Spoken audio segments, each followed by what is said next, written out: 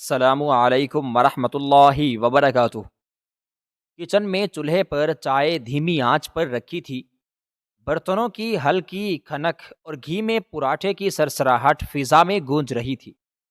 صبح کی تازگی میں کھڑکی سے آتی نرم دھوپ پورے کچن کو روشن کیے ہوئے تھی۔ ہانیہ جلدی جلدی ناشتے کی تیاری میں مصروف تھی۔ اس کی پتلی انگلیاں تیزی سے چمچ چلاتی جا رہی تھیں، کبھی سالن کے دیگچے میں تو کبھی چائے کے کپ میں۔ وہ کام میں مصروف ہی تھی جب اچانک پیچھے سے آتی نائلہ بیگم کی جوتیوں کی چاپ سنائی دی۔ ان کے آتے ہی کچن کی پرسکون فضا میں ایک عجیب بوجھل پن دھرایا۔ نائلہ نے چونک کر پلٹنے کا سوچا ہی تھا کہ نائلہ بیگم نے جھٹکے سے اس کا بازو تھاما اور سختی سے اسے اپنی طرف کھینچ لیا۔ وہ حیرت سے انہیں دیکھنے ہی لگی تھی کہ ایک تیز تھپڑ اس کے گلابی گال پر آ لگا۔ اس کی آنکھیں حیرت سے پھیل گئیں، مگر وہ کچھ کہہ نہ سکی، صرف ہاتھ خود بخود اپنے جلتے ہوئے گال پر جا ٹکا۔ یہ تو روز کا ہی معمول تھا، یہی تو عزت تھی اس معصوم کی۔ سب یہی سلوک تو کرتے آئے تھے ہمیشہ سے۔ میرا بیٹا کل لندن سے واپس آ رہا ہے۔ نائلہ بیگم کا زہر میں بجھا ہوا لہجہ اس کی سماعتوں سے ٹکرایا۔ 10 سال بعد آ رہا ہے، اور اگر تم اس کے سامنے آئی نہ تو یاد رکھو میں تمہاری چمڑی ادھیڑ دوں گی۔ ہانیہ کا دماغ جیسے سن ہو گیا۔ وہ بس خاموشی سے نائلہ بیگم کی آنکھوں میں دیکھ رہی تھی، جن میں غصے اور حقارت کے انگارے دہک رہے تھے۔ اس کا دل اندر ہی اندر کانپ گیا، مگر چہرے پر ہمیشہ کی طرح خاموشی کی چادر تنی رہی۔ سمجھی تم؟ نائلہ بیگم نے اس کا بازو جھٹکتے ہوئے نفرت سے کہا۔ داؤد کے سامنے مت آنا، میں نہیں چاہتی کہ وہ تمہیں دیکھے، تمہاری حقیقت جان سکے۔ وہ میرے لخت جگر، میری آنکھوں کا تارا ہے، اور تم اس کے قابل نہیں۔ وائف کی بیٹی ہو، تم اوقات میں رہنا۔ ہانیہ نے اپنی نظریں جھکا لی، اس کی پلکیں لرزیں جیسے کوئی خاموش طوفان اندر ہی اندر برپا ہو، مگر وہ کچھ نہ بولی۔ وہ کب سے ان کی ایسی بدتمیزی سہنے کی عادی ہو چکی تھی، کب سے ان کی نظر میں ایک ناپسندیدہ شے بنی ہوئی تھی، مگر پھر بھی اپنے وجود کو ثابت کرنے کی کوئی کوشش نہ کی تھی۔ نائلہ بیگم نے اس کی خاموشی پر مزید چوٹ کی۔ کیا زبان گونگ ہو گئی؟ یا شاید تمہیں امید ہے کہ داؤد کے آنے کے بعد کوئی معجزہ ہو جائے گا؟ انہوں نے طنزیہ ہنسی ہنسی۔ کچھ نہیں بدلے گا، سن رہی ہو نا، تمہاری حیثیت ایک نکھارا فالتو چیز سے زیادہ نہیں۔ اس گھر میں تمہاری کوئی جگہ نہیں۔ اپنے بیٹے کے لیے میں نرمین کو لاؤں گی، چاہے کچھ بھی ہو جائے۔ ہانیہ نے آہستہ سے اپنا سر جھکا دیا۔ اس کے ہاتھ ابھی تک گرم چائے کے کپ پر جمے ہوئے تھے، مگر اندر کی گرمی شاید اس چائے سے بھی زیادہ بڑھ چکی تھی۔ اس کے گلے میں آنسوؤں کی ایک گرہ سی بننے لگی تھی، مگر وہ انہیں نگل گئی۔ نائلہ بیگم نے اسے ایک اور سرد نگاہ سے دیکھا، پھر تیز قدموں سے باہر نکل گئیں۔ ان کے جانے کے بعد ہانیہ چند لمحے یوں ہی ساکت کھڑی رہی۔ دھندلائی ہوئی آنکھوں سے اس نے چولہے پر رکھی چائے کو دیکھا، جو ابھی تک دھیمی آنچ پر جل رہی تھی، جیسے وہ بھی اپنی ساری اذیت خاموشی سے برداشت کر رہی ہو۔ ہانیہ نے گہری سانس لی اور اپنے آنسو اندر ہی اندر سمیٹ لیے۔ اسے پتا تھا اس کی قسمت میں شاید یہی سب کچھ لکھا تھا، خاموشی، صبر اور ایک ایسا انتظار جس کا کوئی انجام نہیں تھا۔ ناشتہ وغیرہ بنا کر وہ اپنے کمرے کی طرف بڑھ گئی تھی۔ کمرے میں داخل ہوتے ہی ہانیہ نے دروازہ زور سے بند کیا اور اسی سے پشت لگا کر نیچے بیٹھتی چلی گئی۔ اس کے قدموں میں جان نہ رہی تھی، جیسے جسم نے ایک ساتھ ساری ہمت ہار دی ہو۔ آنکھوں سے گرم نمکین آنسو تیزی سے بہنے لگے اور ہچکیوں نے اس کے نازک وجود کو جھنجھوڑ کر رکھ دیا۔ اس کے دونوں ہاتھ اس کے منہ پر جا ٹکے، جیسے وہ اپنی سسکیوں کو دبانے کی ناکام کوشش کر رہی ہو۔ سر دیوار سے ٹکرائے وہ ماضی کی تکلیف دہ یادوں میں کھوئی سی گئی تھی۔ یہ میری بہو نہیں ہو سکتی، یہ ایک طوائف کی بیٹی ہے۔ یہ لفظ نہیں بلکہ ہمیشہ اس کے لیے خنجر کی مانند رہے تھے۔ نائلہ بیگم کی وہ چیخ، وہ نفرت سے بھری نگاہیں، سب کچھ اس کے کانوں میں پھر گونجنے لگا۔ اس کی ماں زینت بیگم ایک طوائف تھی۔ زمان خان زادہ حویلی کے دوسرے بیٹے تھے جنہوں نے روایتوں کی زنجیریں توڑ کر محبت کو چنا تھا۔ وہ زینت بیگم سے ٹوٹ کر محبت کرتے تھے، اس کی ہر بدنامی کے خلاف سینہ تان کر کھڑے ہوتے، مگر قسمت کو شاید ان کا ساتھ منظور نہیں تھا۔ وہ محض 5 سال کی تھی جب اس کی ماں اور باپ اسے اس دنیا میں تنہا چھوڑ کر چلے گئے تھے۔ دونوں شہر جانے کے لیے نکلے تھے۔ اپنی بیٹی کو دادا سئیں کے حوالے کر کے وہ مطمئن ہو گئے تھے، لیکن راستے میں ہی ان کی کار کا ایکسیڈنٹ ہو گیا تھا، جس کی وجہ سے وہ دونوں جائے واردات پر ہی جان کی بازی ہار گئے تھے۔ وہ دن پوری خانزادہ حویلی کے لیے سوگ کا دن تھا۔ زمان، یہ کیا کر دیا تم نے؟ تم ہمیں ایسے چھوڑ کر نہیں جا سکتے، دادا سئیں تڑپ کر بولے تھے۔ تدفین کے تمام مراحل طے کرنے کے بعد بی جان لاؤنج میں کھڑی ہو کر چلائی تھی، یہ لڑکی اس حویلی میں نہیں رہے گی۔ لیکن اسی پل سفیر صاحب آگے بڑھے تھے۔ نہیں اماں سئیں، یہ خون ہے ہمارا، اس کو ایسے کیسے نکال سکتے ہیں؟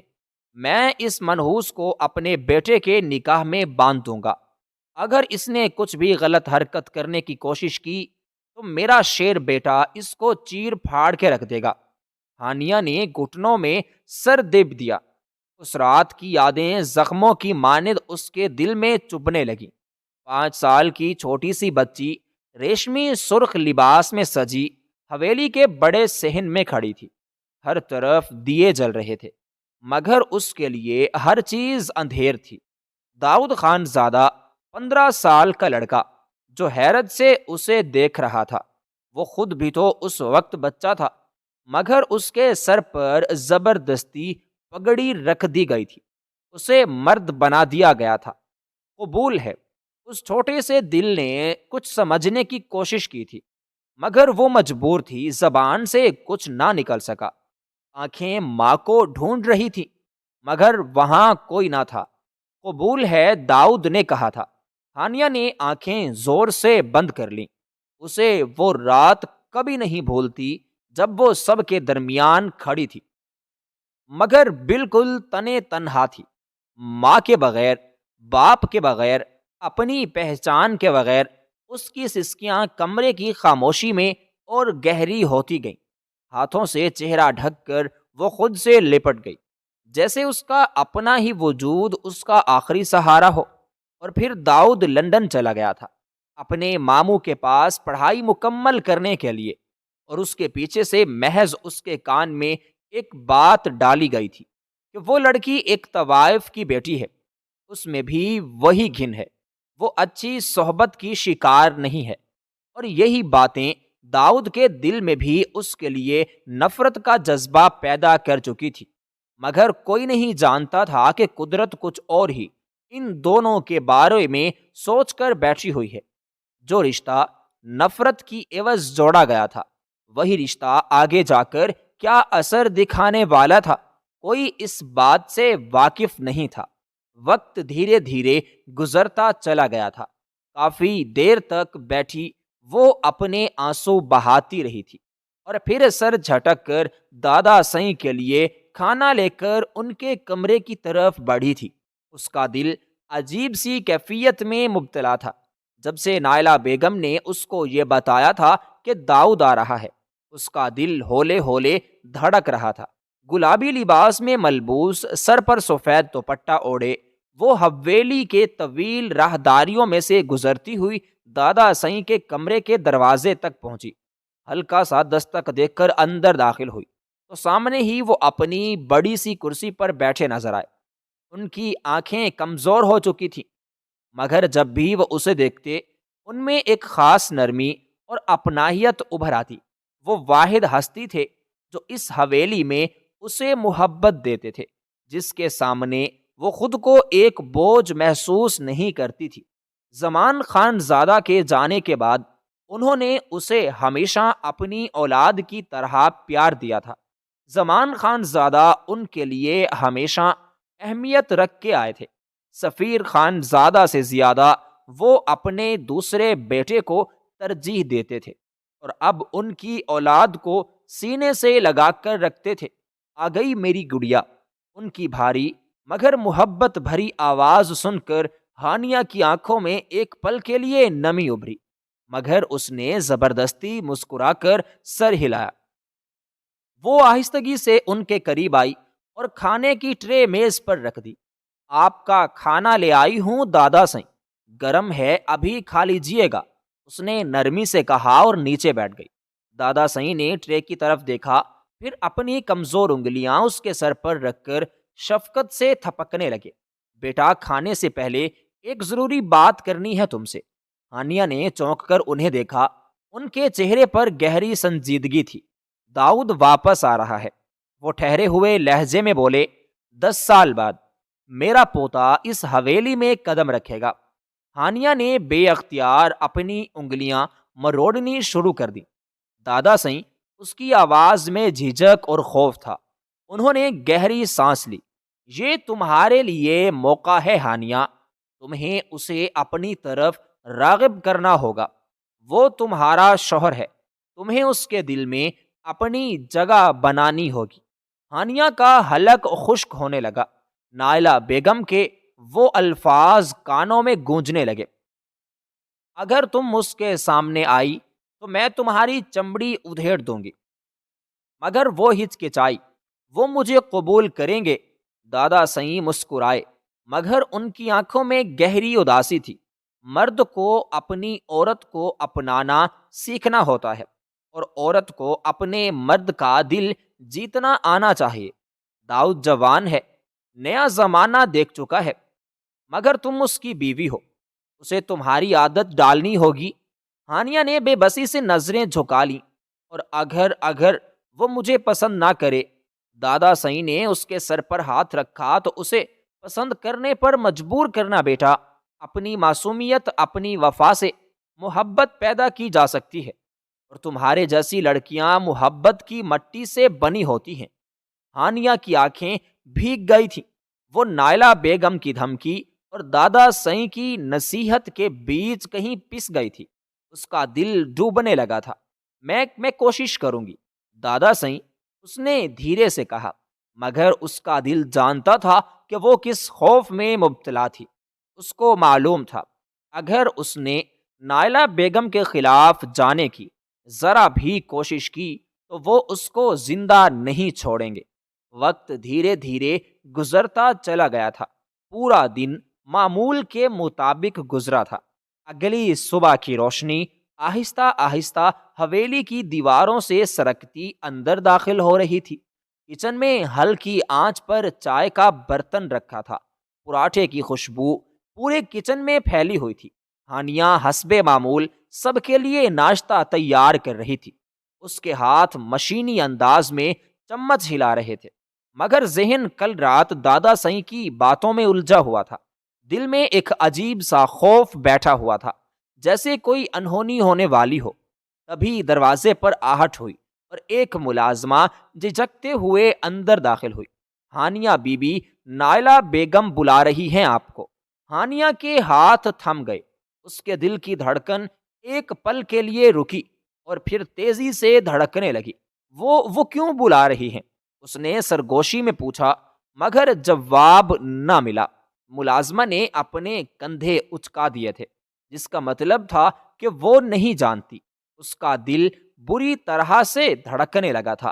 سانسوں کو قابو میں رکھنے کی ناکام کوشش کرتے ہوئے اس نے اپنے ہاتھ پہنچے اور قدموں کو گھسیٹتے ہوئے نائلہ بیگم کے کمرے کی طرف چل پڑی۔ ہر قدم جیسے اسے کسی اندھیری گلی کی طرف لے جا رہا تھا، جہاں صرف درد اور ذلت اس کا انتظار کر رہی تھی۔ دروازے پر پہنچ کر اس نے ہلکی دستک دی اور اندر داخل ہوئی۔ سامنے نائلہ بیگم اپنی بہن اور بیٹی نرمین کے ساتھ صوفے پر بیٹھی تھی۔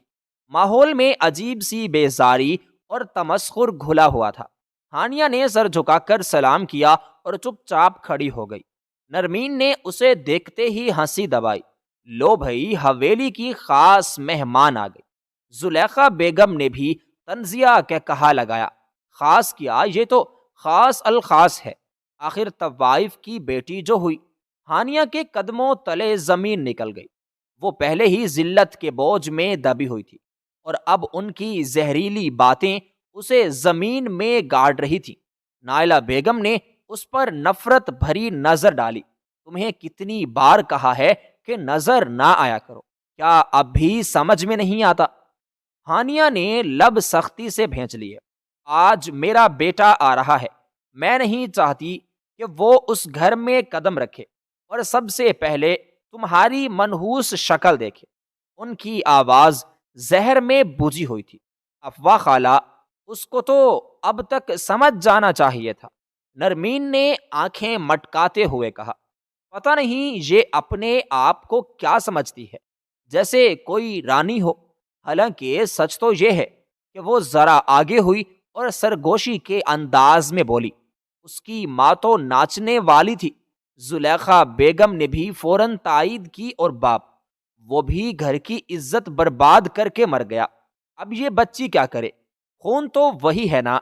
ہانیہ نے دونوں ہاتھ آپس میں سختی سے بھینچ لیے، جیسے خود کو توڑنے سے روک رہی ہو۔ اس کی آنکھیں جھک گئیں، سانس اندر ہی اندر رکی ہوئی تھی۔ نائلہ بیگم نے سختی سے انگلی اٹھائی، اب تمہارا یہاں کوئی کام نہیں، ناشتہ بنانے کی بھی کوئی ضرورت نہیں، دفع ہو جاؤ، اپنے کمرے میں جا کر بیٹھی رہو۔ ہانیہ نے آخری بار نظریں اٹھائیں، جیسے امید تھی کہ کوئی چہرہ نرم ہو جائے، مگر سب کے چہروں پر ایک ہی جیسی نفرت رقم تھی۔ اس نے سر ہلایا، قدم پیچھے کیے، اور جیسے ہی دروازے سے باہر نکلی، اس کی آنکھوں سے بے اختیار آنسو بہہ نکلے۔ وہ چاہ کر بھی نرمین کو خاموش نہیں کروا پائی تھی۔ جانتی تھی اگر ایک لفظ بھی ادا کرے گی تو صرف اور صرف ذلت اس کا مقدر ہی بنے گی، اس لیے اس نے خود کو خاموش رکھنے میں ہی عافیت جانی تھی۔ وہ سیدھا اپنے کمرے کی طرف بڑھ گئی تھی، مگر جانتی ہی نہیں تھی کہ قسمت اس کے لیے کیا فیصلہ کر چکی ہے۔ دوپہر کا وقت تھا، سورج اپنی تمازد پوری طرح بکھیر چکا تھا۔ حویلی میں ہلکی سی خاموشی چھائی ہوئی تھی۔ زیادہ تر افراد اپنے کمروں میں آرام کر رہے تھے، مگر ہانیہ، وہ سیدھا اس کمرے کی طرف بڑھ گئی جہاں ہمیشہ سے نماز ادا کی جاتی تھی۔ دروازہ آہستہ سے بند کیا، جائے نماز بچھائی اور وضو کے بعد نیت باندھ لی۔ اس کا دل بے چین تھا، آنکھیں جل رہی تھیں، دل میں عجب سی کھسک تھی جو کسی طور پر کم ہونے کا نام نہیں لے رہی تھی۔ جیسے ہی اس نے سجدہ کیا، آنکھوں سے آنسو بہہ نکلے۔ ہر بار کی طرح وہ آج بھی اپنے دکھ اپنے رب کے حوالے کر رہی تھی۔ یا اللہ، میرے حق میں جو بہتر ہے وہی کر دے، میں بہت تھک چکی ہوں یا رب۔ ہاتھ دعا کے لیے اٹھے، ہونٹ کپ کپانے لگے اور آنکھوں سے آنسو ٹپ ٹپ گرنے لگے۔ اسی لمحے داؤد خان زادہ حویلی کے مرکزی دروازے سے اندر داخل ہو رہا تھا۔ وہ سب کو سرپرائز دینے کے ارادے سے اس وقت حویلی آیا تھا۔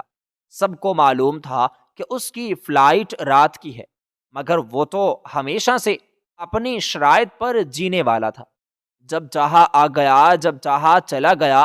حویلی کی پرانی خوشبو اس کی سانسوں میں اتری تو ماضی کے بے شمار رنگین اور تاریک منظر آنکھوں کے سامنے لہرائے۔ سب بدل گیا تھا، مگر ایک چیز نہیں بدلی تھی، اس کی زندگی کا ایک سیاہ حصہ جسے وہ چاہ کر بھی اپنی زندگی سے الگ نہیں کر سکتا تھا۔ وہ ایک طوائف کی بیٹی ہے داؤد، تمہارے معیار کی نہیں ہے۔ حویلی میں پہلا قدم رکھتے ہی اس کے کان میں یہی گونج آئی تھی، وہ بد کردار ہے، آج بھی مردوں کے ساتھ گھومتی ہے، میرا بیٹا کسی بھی حال میں اسے قبول نہیں کرے گا۔ اس کی ماں نے ہمیشہ اسے یہی باور کرایا تھا کہ وہ لڑکی ایک داغ تھی، ایک بوجھ تھی، جو اس پر زبردستی ڈال دیا گیا تھا، مگر جیسے ہی وہ اندر آیا اس کی نظریں خود بخود اس مخصوص کمرے کے دروازے کی طرف اٹھ گئیں۔ دروازہ ہلکا سا کھلا تھا اور اندر کا منظر وہ سانس لینا بھول گیا۔ اس کی نگاہیں اس پر ٹھہر گئیں جو جائے نماز پر بیٹھی دعا کے لیے ہاتھ اٹھائے آنکھیں موندے آنسو بہا رہی تھی۔ یہ وہی تھی۔ اس کی سانس دھیرے دھیرے چلنے لگی۔ اس کے ہونٹوں کے قریب مخصوص تل موجود تھا جو اس نے بچپن میں دیکھا تھا۔ وہ اس کو دیکھتے ہی پہچان گیا تھا کہ یہ کوئی اور نہیں بلکہ ہانیہ داؤد خان زادہ ہے، وہ جو ہمیشہ بد کردار کے لقب سے نوازی گئی تھی۔ آج اسے اتنی پاکیزگی کے ساتھ دیکھ رہا تھا کہ آنکھیں جھپکانا بھول گیا۔ وہ چہرہ جو ہمیشہ اس کی ماں کے الفاظ میں گناہ آلود بتایا گیا، آج فرشتوں جیسی معصومیت کے ساتھ جھکا ہوا تھا۔ وہ ہاتھ جن کے بارے میں ہمیشہ بدگمانی پیدا کی گئی، آج رب کے حضور پھیلائے گئے تھے۔ داؤد خان زادہ نے بے اختیار ایک قدم آگے بڑھایا، مگر پھر وہیں رک گیا۔ دل کی دنیا میں جیسے طوفان اٹھ کھڑا ہوا ہو۔ یہ کیا تھا؟ یہ وہ منظر کیوں نہیں تھا جو وہ دیکھنے آیا تھا؟ یہ وہ لڑکی کیوں نہیں تھی جو اسے ہمیشہ غلط کہی گئی تھی؟ یہ سب جھوٹ تھا۔ کیا وہ ساری باتیں جو اس کے کانوں میں برسوں تک انڈیلی جا رہی ہیں سراسر غلط تھیں؟ دعا مانگنے کے بعد ہانیہ نے آنکھیں کھولی، آنسو پہنچے، اور جیسے ہی اس نے سر اٹھایا ایک سایہ دروازے کے قریب محسوس کیا۔ اس نے چونک کر ادھر دیکھا۔ داؤد خان زادہ، اس کی آنکھیں حیرت اور خوف سے پھیل گئیں، اور داؤد وہ بس کھڑا تھا جیسے کسی سحر میں جکڑ گیا ہو۔ اس نے آج تک ایسی خوبصورتی پوری دنیا میں نہیں دیکھی تھی۔ وہ مغربی لوگوں میں رہا تھا، مگر اس کے باوجود اس نے ایسا حسن اپنی پوری زندگی میں نہیں دیکھا تھا۔ وہ جامد ہو گیا تھا۔ اس کے کان میں مسلسل ایک آواز گونج رہی تھی، وہ آج بھی مردوں کے ساتھ گھومتی ہے۔ اس کی ماں طوائف ہے۔ وہ تمہارے معیار کی نہیں ہے داؤد، تم آتے ہی اسے طلاق دو گے۔ مگر یہ کیا تھا؟ یہ سب تو اس کی سمجھ سے ہی بالا تر تھا۔ حویلی کی خاموشی میں اچانک ایک آواز گونجی، داؤد! وہ چونک کر پلٹا۔ دروازے کے قریب نائلہ بیگم کھڑی تھی، آنکھوں میں حیرت، چہرے پر بے یقینی۔ انہیں اندازہ نہیں تھا کہ ان کا بیٹا سب کو حیران کر کے دوپہر میں پہنچ جائے گا، اور یقیناً یہ بھی توقع نہیں کی تھی کہ وہ آتے ہی اس لڑکی کو یوں دیکھے گا جس کی موجودگی تک انہیں گوارا نہ تھی۔ داؤد نے جلدی سے ایک پل کے لیے اپنا سر جھٹکا جیسے کسی گہری سوچ سے نکلنے کی کوشش کر رہا ہو، اور پھر تیزی سے اپنی ماں کی طرف بڑھا۔ اماں! اس کی آواز میں خوشی تھی جو نائلہ بیگم کے چہرے پر فوراً سکون بکھیر گئی تھی۔ تم تو رات کو آنے والے تھے۔ وہ محبت سے اس کے چہرے کو ہاتھ لگاتے ہوئے بولی۔ سرپرائز دینا تھا آپ سب کو، داؤد نے مسکراتے ہوئے کہا۔ نائلہ بیگم ابھی جواب دینے والی ہی تھی کہ اندر سے اس کی خالہ زلیخا بیگم اور نرمین بھی نکل آئیں۔ ارے داؤد، تم واقعی آ گئے۔ زلیخا بیگم نے خوشی سے آگے بڑھ کر اسے گلے لگا لیا تھا۔ نرمین بھی آگے بڑھی تھی اور اس کو دیکھتے ہوئے بولی تھی، آج تک تمہاری پرانی عادت نہیں گئی داؤد سرپرائز دینے کی۔ نرمین آگے آتے ہی اس سے گلے لگنے لگی تھی، مگر وہ 2 قدم پیچھے ہو کر اپنا ہاتھ بڑھا چکا تھا۔ وہ یکدم جھجک گئی تھی، مگر پھر مسکراتے ہوئے اس کا ہاتھ تھام چکی تھی۔ اتنے میں حویلی کے دوسرے مکین بھی باہر نکل آئے۔ سب خوشی خوشی اس سے بغل گیر ہونے لگے۔ ہر کوئی اسے دیکھ کر پرجوش تھا۔ بابا سئی نے اسے سینے سے لگایا۔ دادا سئی کی آنکھوں میں خوشی کے آنسو چمکنے لگے۔ حویلی جیسے زندگی سے بھر گئی تھی، مگر اس شور میں ایک خاموشی دبی ہوئی تھی، ہانیہ کی خاموشی۔ وہ سجدے میں پڑی تھی، اور جب باہر سے سب کی آوازیں سنائی دینے لگیں تو اس نے فوراً اپنا سجدہ مزید طویل کر دیا۔ اس کا دل تیز تیز دھڑکنے لگا تھا۔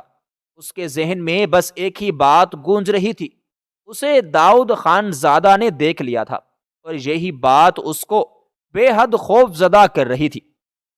جب باہر کی ہلچل تھمی، جب خوشی کے کہے مدھم پڑ گئے، تب اس نے آہستہ سے جائے نماز تہہ کی اور بے حد محتاط قدموں سے کمرے سے نکل کر اپنے کمرے کی طرف بڑھ گئی۔ اس کے قدم تیز ہو گئے تھے، وہ چاہتی تھی کہ کوئی اسے دیکھے بغیر وہ اپنے کمرے میں پہنچ جائے، اور جیسے ہی وہ دروازے کے اندر داخل ہوئی، اس نے تیزی کے ساتھ دروازہ بند کر دیا۔ دیوار سے ٹیک لگا کر اس نے لمبی سانس لی، مگر یہ سکون عارضی تھا۔ اس کی سانسیں اب بھی بے ترتیب تھیں، اس کے دل کی دھڑکن بے حد تیز تھی۔ میں کیوں باہر نماز پڑھنے چلی گئی؟ تائی امی نے دیکھ لیا تو داؤد نے مجھے دیکھا، اس کی نظروں میں کچھ تھا۔ وہ کیسی نظر تھی؟ ہانیہ نے دونوں ہاتھوں سے اپنا چہرہ تھام لیا۔ اس نظر میں نفرت تھی، حیرت تھی، تضحیک تھی، وہ سمجھ نہیں پا رہی تھی، مگر اس نے محسوس کیا تھا کہ داؤد کی نظریں اب اس پر جمی تھی۔ تب ہوا میں ایک عجیب سی تپش تھی، جیسے کوئی سوال کوئی جواب مانگ رہا ہو، جیسے کوئی حقیقت پہلی بار آنکھوں کے سامنے آئی ہو۔ وہ مزید خوف زدہ ہو گئی۔ اگر نائلہ بیگم کو پتہ چل گیا کہ اس نے نماز میں اسے دیکھا تو وہ مجھے نہیں چھوڑے گی۔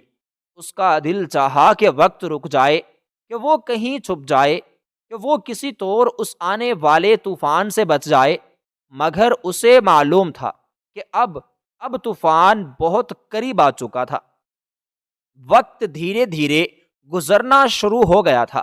رات کی سیاہی حویلی پر چھا چکی تھی، ہر طرف خاموشی تھی، ایک گہرا سکوت جو دن بھر کی ہلچل کے بعد ہر چیز کو اپنی لپیٹ میں لے چکا تھا۔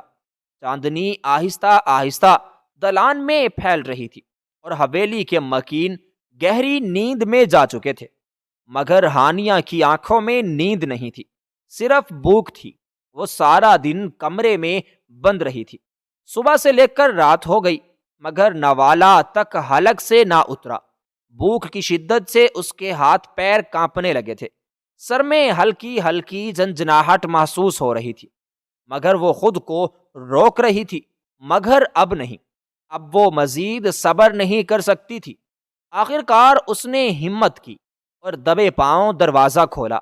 وہ ساری پابندیوں کو نظر انداز کرتی ہوئی کچن کی طرف بڑھ گئی۔ حویلی کا کچن نیم تاریکی میں ڈوبا ہوا تھا۔ دیوار پر ایک مدھم سی روشنی کا عکس لرز رہا تھا۔ ہانیہ نے آہستہ سے فریج کھولا اور کچھ کھانے کے لیے دیکھنے لگی۔ اس نے ایک پلیٹ نکالی اور چپاتی کے ساتھ سالن لینے لگی، مگر اچانک ایک آواز گونجی، کیا تم ہی ہانیہ ہو، یا پھر یہ میری آنکھوں کا دھوکہ ہے؟ ایک گہری بھاری آواز اس کے کانوں میں گونجی۔ ہانیہ کے پورے وجود میں سنسنی دوڑ گئی۔ سالن کی پلیٹ اس کے ہاتھ سے چھوٹتے چھوٹتے بچی۔ یہ آواز! وہ پلٹی تو سانس حلق میں اٹک گئی۔ داؤد خان زادہ وہ سامنے کھڑا تھا، سفید شلوار قمیض میں ملبوس، اونچا لمبا قد، چوڑے شانے، مضبوط وجود، اور وہ چہرہ جس پر حیرت اور بے یقینی واضح تھی۔ ہانیہ نے فوراً نظریں جھکا لی، دل کی دھڑکن بے قابو ہو چکی تھی۔ بس اس کے لب کپ کپائے۔ جو پوچھا ہے صحیح طرح سے جواب دو۔ داؤد اچانک ایک قدم آگے بڑھا اور اس کی کڑک دار آواز کچن کی خاموشی کو چیر گئی۔ کون ہو تم؟ ہانیہ کی روح جیسے کانپ گئی۔ کون ہو تم؟ یہ سوال صرف زبان سے نہیں، داؤد کی نظروں سے بھی کیا جا رہا تھا، جیسے وہ اس کے وجود کے اندر تک دیکھنا چاہتا ہو۔ وہ ہچکچائی، گلے میں جیسے کوئی چیز اٹک گئی ہو، مگر پھر بہت مشکل سے بولی، میں زمان خان زادہ کی بیٹی ہوں، ہانیہ خان زادہ۔ کمرے میں چند لمحوں کے لیے ایک گہری خاموشی چھا گئی۔ داؤد ساکت کھڑا رہا، اس کی آنکھوں میں ایک عجب سی چمک ابھری، جیسے وہ کسی گتھی کو سلجھا رہا ہو، جیسے کسی راز سے پردہ اٹھا رہا ہو، مگر ہانیہ مزید وہاں نہیں رک سکتی تھی۔ وہ خوف زدہ تھی حد سے زیادہ۔ نائلہ بیگم نے منع کیا تھا، اگر وہ جان گئیں تو۔ یہ سوچ جیسے اس کے اعصاب سر پر سوار ہو گئی اور وہ اچانک پیچھے مڑی اور بھاگتی ہوئی کچن سے نکل گئی۔ داؤد نے ایک لمحے کے لیے اسے جاتے دیکھا۔ اس کے فرار میں خوف تھا، بے بسی تھی اور ایک راز تھا، مگر جیسے ہی وہ دروازے کے پار ہوئی، داؤد کے لبوں پر ایک دھیمی سی مسکراہٹ پھیل گئی۔ دلچسپ، بہت دلچسپ۔ یہ ملاقات اس کے لیے نیا موڑ تھی اور شاید اس کہانی کی اصل شروعات۔ اب آپ غلط ثابت ہو رہی ہیں، یہ وہ تو نہیں ہے جو آپ نے مجھے بتایا تھا، یہ تو داؤد کی ہانیہ ہے۔ اچانک ہی وہ بے ساختہ بول پڑا تھا اور پھر اپنی ہی بات پر مسکرا کر کمرے کی طرف بڑھا تھا۔ شاید خدا کی طرف سے یہ انعام تھا، وہ جو 10 سال اپنے گھر سے دور رہا تھا، آج انعام کی صورت میں ایک خوبصورت پھول اس کے نصیب میں آ گیا تھا، مگر وہ جانتا ہی نہیں تھا کہ یہ خوبصورت پھول حاصل کرنے کے لیے اسے ابھی کتنی جدوجہد کرنی تھی۔ اس معصوم کے لیے اسے کتنے لوگوں سے لڑنا تھا۔ حویلی میں صبح کی روشنی نرم کرنوں کی صورت میں پھیل رہی تھی۔ لمبی محو گنی کی میز کے گرد سب بیٹھے تھے۔ دادا سائیں، جن کی شخصیت رعب و دبدبے کا استعارہ تھی، اپنی مخصوص کرسی پر براجمان تھے۔ سفیر خان زادہ، نائلہ بیگم، زلیخا بیگم اور نرمین سب موجود تھے۔ داؤد خان زادہ اپنے انداز میں اپنی بے نیازی لیے بیٹھا تھا۔ جیسے ہی اس نے پلیٹ میں رکھا خستہ پراٹھا اٹھایا اور پہلا نوالا منہ میں ڈالا، وہ لمحہ بھر کو رک گیا، ذائقہ جیسے زبان پر پگھل گیا ہوا۔ اس نے خوشگوار حیرت سے کہا، یہ کس نے بنایا؟ ایسا مزیدار پراٹھا میں نے مدتوں بعد کھایا ہے۔ دادا سائیں کی آنکھوں میں ایک مخصوص چمک ابھری۔ وہ اپنی چھوٹی سی مسکراہٹ دبائے داؤد کو دیکھنے لگے۔ یہ ہانیہ نے بنایا ہے، ہانیہ۔ داؤد کے ہاتھ میں نوالا لمحہ بھر کو رکا۔ اس کی ماں نے ہمیشہ ایک الگ ہی تصویر کھینچی تھی، مگر یہاں تو معاملہ کچھ اور تھا۔ اچھا، داؤد نے بھویں اچکا کر دیکھا، اگر بیوی نے اتنی محبت سے کھانا بنایا ہے تو انعام تو بنتا ہے دادا سائیں۔ نائلہ بیگم کا چہرہ فک ہو گیا۔ دادا سائیں کے سامنے وہ زبان نہیں کھول سکتی تھی، مگر اندر ہی اندر غصے سے جیسے کھول رہی تھی۔ داؤد کے لبوں پر مسکراہٹ تھی، مگر نظروں میں شرارت بھی چھلک رہی تھی۔ ہانیہ کو بلا لیجئے دادا سائیں، انعام ابھی دے دیتے ہیں۔ دادا سائیں نے فوراً نوکر کو اشارہ کیا کہ ہانیہ کو بلایا جائے۔ کچن میں کھڑی ہانیہ کا دل جیسے سینے میں دھڑکنا بھول گیا۔ وہ بالکل نہیں جانتی تھی کہ اس کا نام یوں میز پر آئے گا۔ اب کیا ہوگا؟ اس کے ہاتھوں کی انگلیاں بے اختیار کپڑوں میں مڑنے لگیں۔ بی بی سائیں، آپ کو دادا سائیں بلا رہے ہیں، ملازم نے مؤدب انداز میں کہا۔ ہانیہ نے لرزتے قدموں سے باہر قدم رکھا۔ پورے ڈائننگ ہال میں ایک پل کے لیے جیسے سناٹا چھا گیا۔ داؤد کی نظریں اس پر جم گئیں۔ وہ وہی تھی جسے رات دیکھا تھا، مگر آج روشنی میں دیکھی گئی۔ چہرے کی معصومیت نے جیسے کوئی نیا راز کھول دیا تھا۔ ہانیہ نے نظریں جھکا کر کھڑے ہونے کی ہمت کی۔ دادا سائیں نے اپنے نرم آواز میں کہا، بیٹا تمہارا کھانا داؤد کو پسند آیا، کچھ انعام لے لو۔ دادا سائیں نہیں، مجھے کچھ نہیں چاہیے۔ اس کی آواز مدھم تھی، لرزتی ہوئی، جیسے وہ یہاں کھڑے ہونے سے پہلے خوف زدہ ہو۔ داؤد خان زادہ نے ایک نظر ماں کے زرد پڑتے چہرے پر ڈالی، پھر اپنی جیب سے کچھ نوٹ نکالے اور ہانیہ کی طرف بڑھائے۔ یہ لو میری طرف سے۔ نہیں، میں نہیں لے سکتی۔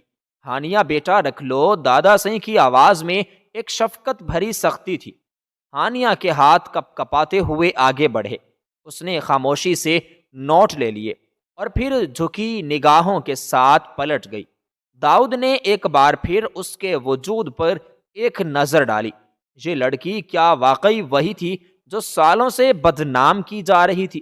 جو نقشہ اکثر اس کی ماں موبائل فون پر اس کے سامنے کھینچا کرتی تھی، ایسی تو وہ بالکل نہیں تھی۔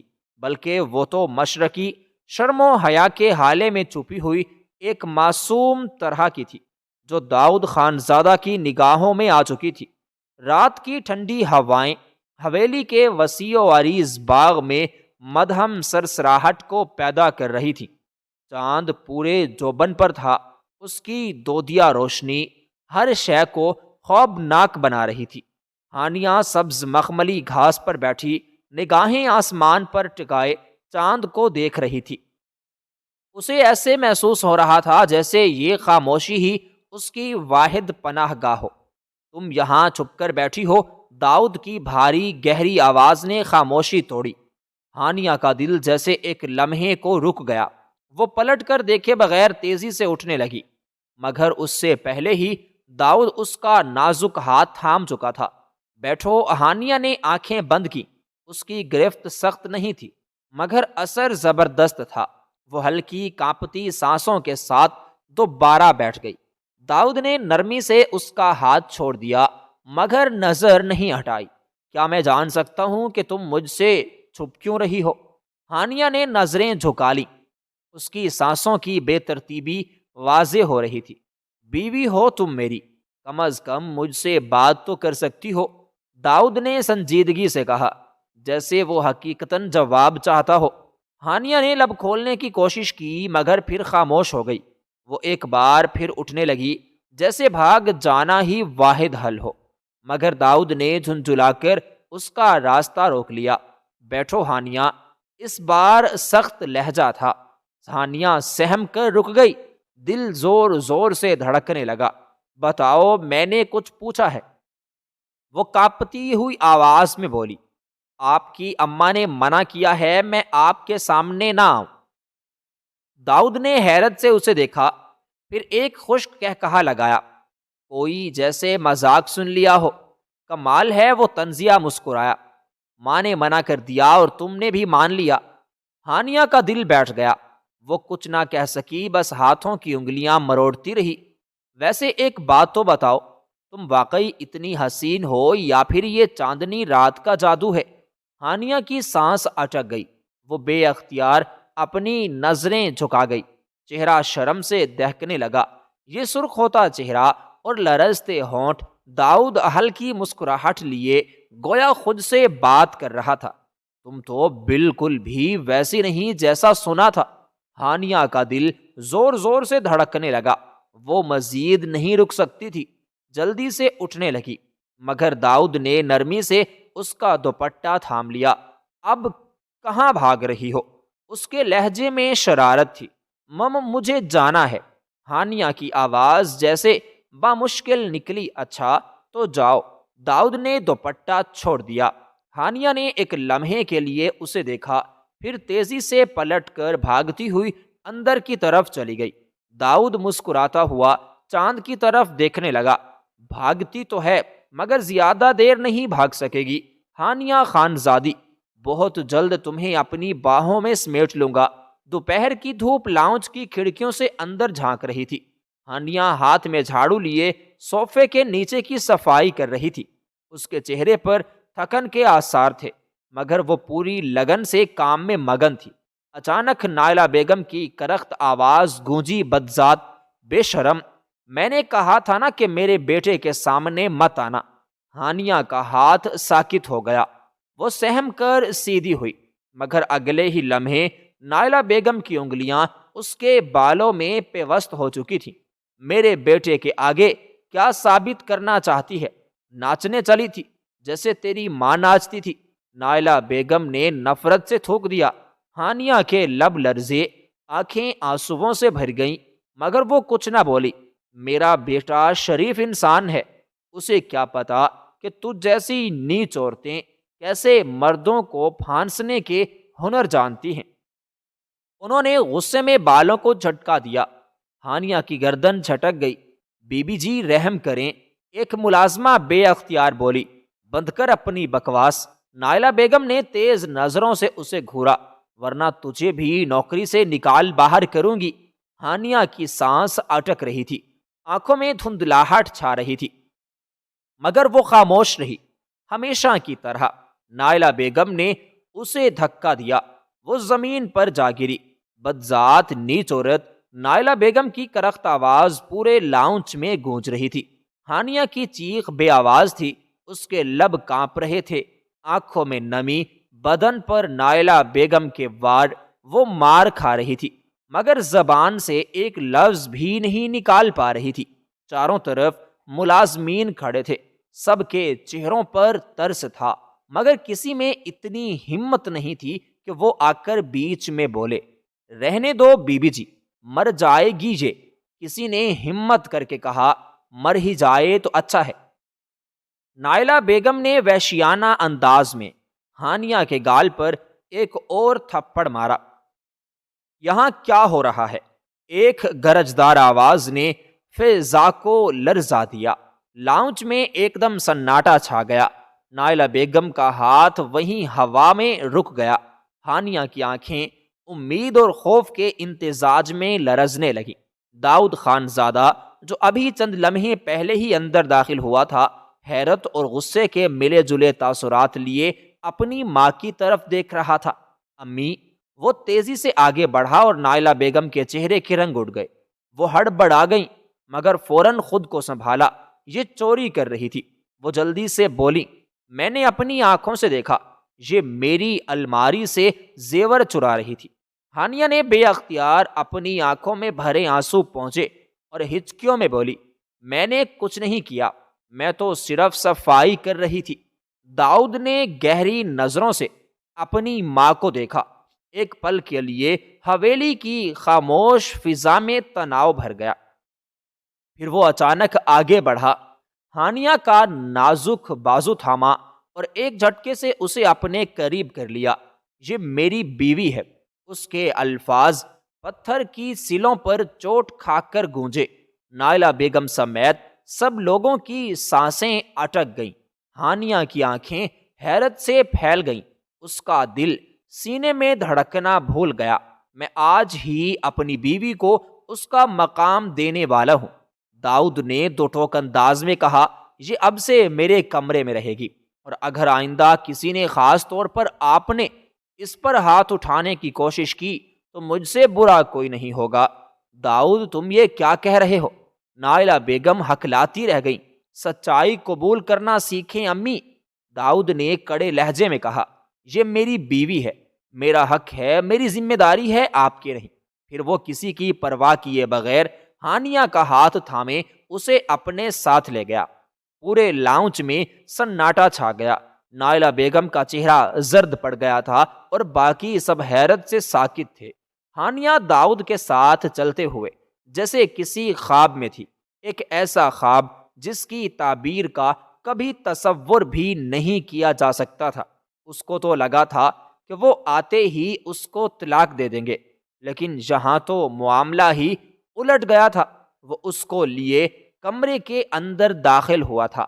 وہ ساکت کھڑی بے یقین نگاہوں سے داؤد خان زادہ کو دیکھے جا رہی تھی۔ اس نے دروازے کو بند کیا اور آہستہ آہستہ ہانیہ خان زادہ کی طرف بڑھا۔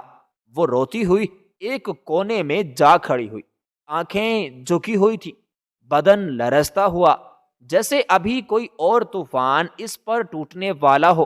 بیٹھو، داؤد کی نرم مگر حکم دینے والی آواز پر وہ چونکی۔ وہ اب بھی یقین نہیں کر پا رہی تھی کہ وہ اسے یوں اپنے ساتھ لے آیا ہے۔ کیا وہ اسے مزید ذلیل کرنے والا تھا یا پھر بیٹھو ہانیہ۔ اس بار لہجہ تھوڑا سخت تھا۔ وہ کپ کپاتے ہاتھوں سے صوفے پر بیٹھ گئی۔ داؤد نے قریب پڑی فرسٹ ایڈ باکس اٹھائی اور اس کے سامنے گھٹنوں کے بل بیٹھ گیا۔ ہانیہ کی آنکھیں حیرت سے مزید پھیل گئیں۔ اپنا ہاتھ آگے کرو جی۔ اس نے شرمیسیگی سے داؤد کی طرف دیکھا۔ ہاتھ دو۔ لرزتے ہاتھ آگے بڑھائے تو داؤد نے نرمی سے انہیں تھاما۔ اس کے ہاتھوں پر سرخ نشانات ثبت ہو چکے تھے، کچھ جگہوں پر جلد چھل گئی تھی۔ یہ سب سہنے کی ضرورت نہیں تھی ہانیہ۔ وہ سر جھکا کر بولا، تمہیں خود کی حفاظت کرنا سیکھنا ہوگا۔ ہانیہ کی آنکھوں میں حیرانی تھی۔ یہ وہی داؤد تھا جس کے متعلق اسے بتایا گیا تھا کہ وہ اسے نفرت سے دھتکار دے گا۔ وہ تو نرمی سے اس کے ہاتھ پر مرہم لگا رہا تھا۔ تمہیں لگا تھا میں تمہیں چھوڑ دوں گا ہے نا؟ اس نے پلکیں اٹھا کر داؤد کو دیکھا، جس کی نظریں گہری ہوتی جا رہی تھیں۔ ایسا کچھ نہیں ہونے والا۔ داؤد نے اس کے چہرے کو نرمی سے تھاما۔ تم میری بیوی ہو، میرا مان ہو۔ کوئی تمہیں طوائف کی بیٹی کہہ کر تمہاری عزت کو روندنے کی کوشش کرے گا تو سب سے پہلے میں کھڑا ہوں گا تمہاری حفاظت کے لیے۔ ہانیہ کی آنکھوں میں آنسو تیرنے لگے۔ اس نے پہلی بار کسی مرد کی حفاظت کو اپنے اتنے قریب محسوس کیا تھا۔ داؤد نے آہستہ سے اسے اپنی باہوں میں سمیٹ لیا۔ ہانیہ کا دماغ سن ہونے لگا، دل تیز تیز دھڑکنے لگا، اس کی ہچکیاں تھم گئیں۔ تم اکیلی نہیں ہو ہانیہ۔ داؤد نے اس کے سر پر ہاتھ رکھا۔ اب تمہارے سارے دکھ میرے ہیں۔ اس لمحے ہانیہ کو پہلی بار لگا کہ وہ واقعی خانزادہ خاندان کی بہو ہے، جو کسی کی ٹھوکر پر نہیں بلکہ اپنے شوہر کے تحفظ میں جیے گی۔ اس کا صبر رائے گاہ نہیں گیا تھا، بلکہ اللہ تعالیٰ نے اسے ایک ایسے مرد سے نواز دیا تھا جو اس کی حیا کو پہچان چکا تھا، اس کی معصومیت کو بھانپ چکا تھا۔ محض 2 ملاقات میں ہی وہ شخص اسے جان گیا تھا کہ وہ معصوم ہے۔ اس نے کچھ نہیں کیا اور پھر ایسا ہی ہوا تھا۔ داؤد خانزادہ نے اسے وہ مقام دے دیا تھا جس کی وہ مستحق تھی۔ نائلہ بیگم کی یہ خواہش دھری کی دھری رہ گئی تھی، کیونکہ اللہ تعالیٰ نے کچھ اور ہی منصوبہ بنایا ہوا تھا۔ عزت کسی کا دیا ہوا توق نہیں، یہ ایک حق ہے۔ عورت کی عزت کا دار و مدار اس کے نسب پر نہیں بلکہ اس کے کردار پر ہوتا ہے۔ اگر ایک مرد اپنی عورت کو تحفظ اور مان دے تو دنیا کی کوئی طاقت اسے کمزور نہیں کر سکتی۔